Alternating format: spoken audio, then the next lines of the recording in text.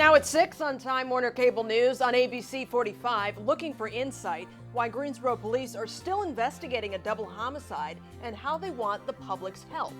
Also, confession in a shooting that left one dead, what authorities are saying about the incident. And school safety, a look at security procedures and protocols used at community colleges across the state. You're watching Time Warner Cable News on ABC 45. Thanks for joining us tonight. I'm Sharon Stone. We will have those stories coming right up. First here at 6 o'clock. Meteorologist Terry Bennett is here with a first check of your weather on the One's forecast. And I've had to keep that umbrella close just in case all day, Terry. Well, it's going to become a permanent fixture of your wardrobe. It's been nearly 2 months since the remains of Asia Brown and her 2-year-old son were found in a burned-out car in an industrial part of Greensboro. Police now have more questions than answers about what happened to Brown and her son Ashton. Our Kristen Drummond joins us live from Greensboro with more on how investigators are hoping people may be able to help. Kristen. Investigators made an arrest in the 1989 murder of Vicki Cook Von Cannon. This afternoon, the Guilford County Sheriff's Department announced they arrested 58-year-old William Parker. Police say in May of 1989, Von Cannon was reported missing by her husband. Her body was found several hours later in High Point City Lake Park by a ranger. Parker was a suspect in the original investigation, but was never arrested. He is charged with second-degree murder and is currently serving a life sentence without parole as a violent habitual felon. Authorities continue gathering evidence in a fatal shooting on the campus of Wayne Community College. The man accused of pulling the trigger made his first court appearance in Florida today. Kenneth Stansel III argued the victim, Ron Lane, molested a relative of his. Stansel is currently being held without bond, and officials are working to have him extradited to North Carolina to face an open murder charge. Our Dennis Viviano is in Goldsboro with a look at this investigation.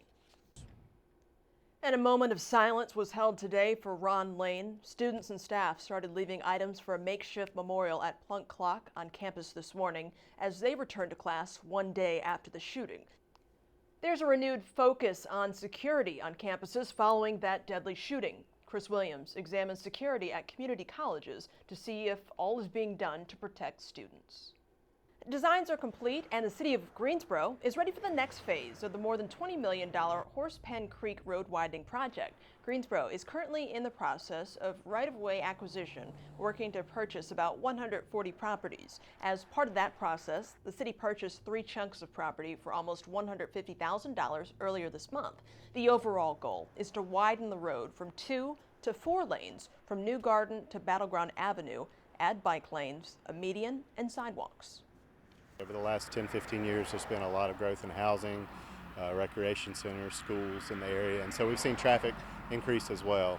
And looking at our forecasts for the coming years, we expect that's going to continue. The project is being funded through the 2008 Transportation Bond Referendum. The DOT hopes to start construction next year and wrap up by late 2018, maybe early 2019. Members of the state NAACP met with lawmakers today to talk about bills in the upcoming legislative session. They want measures on expanding Medicaid, raising the minimum wage, restoring voting rights, and funding public education. NAACP President William Barber says they will make their voices heard if these bills aren't passed. If there is not movement on these bills that protect the lives of people, the health of people, the rights of people, the voting rights of people, yes, there will be a fresh season of civil disobedience. Rights for all people. The group also talked about plans for upcoming Memorial Monday protests. Duke Energy has received a 1-month delay in its sentencing hearing. The original sentencing was supposed to take place this week, but Duke's lawyers said they need a waiver from rules that bar corporations of crimes from receiving or renewing federal contracts. Without the waiver, they say power could be cut from military bases across the state. Duke has agreed to plead guilty on 9 misdemeanor counts and pay more than $100 million for years for illegal pollution leaking from coal ash dumps. President Barack Obama is going to be in Charlotte tomorrow. He's scheduled to host a town hall meeting. The White House says the president will speak with working mothers about the challenges they face. And our Washington Bureau reporter Jeff Bennett has more. President Obama is removing Cuba from a list of state sponsors of terrorism. The White House tweeted that the president has submitted to Congress required reports and certifications indicating his intent to take Cuba off the list. It's a key step in his bid to normalize relations between the two countries. He announced that the U.S. and Cuba were ending hostilities back in December. It only took 3 months for North Carolina Senator Richard Burr to raise more than $1 million for his 2016 re-election bid. He raised that money from January to March 31st of this year. Burr is seeking his third Senate term against opponents yet to be named. No Democrats or Republicans have surfaced to challenge him. Another member of Duke's national championship team is entering the NBA draft. Mike Solarte has your sports next. And a group of new firefighters will be on the streets soon in the port city. That's in our Carolina Minute.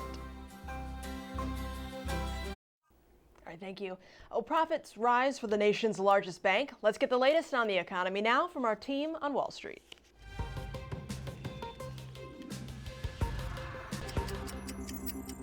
About 50 paratroopers who participated in Monday night's airborne operation on Fort Bragg were taken to the hospital with minor injuries. Among those injuries were lower extremity issues and back pain. A majority of the troopers were back to normal duties by the end of the day. More than 2,100 servicemen from the U.S. and Britain participated. Nearly 24 new firefighters will soon be putting out fires in Wilmington. 19 recruits graduated and will spend the next few months as probationary firefighters. This week, they're refining their skills by practicing rapid intervention techniques and rappelling from a fire tower. Several baby ducks are now safe thanks to some quick-thinking employees at a Valentine Business Park. The employees called the Carolina Waterfowl Rescue Team after they heard cries coming from a nearby storm drain. The rescue team will take care of the ducks until they're ready to be released near a pond. Tonight on Time Warner Cable News on ABC 45, all hands on deck for workers at High Points International Home Furnishing Center. Coming up at 11, a preview of this year's spring market that starts this weekend. Quickly on the way out, if you love ice cream, today is your day. Ben & Jerry's is celebrating Free Cone Day. If you visit any Ben & Jerry's store before 8, you get a free cone. World News Tonight with David Muir is next.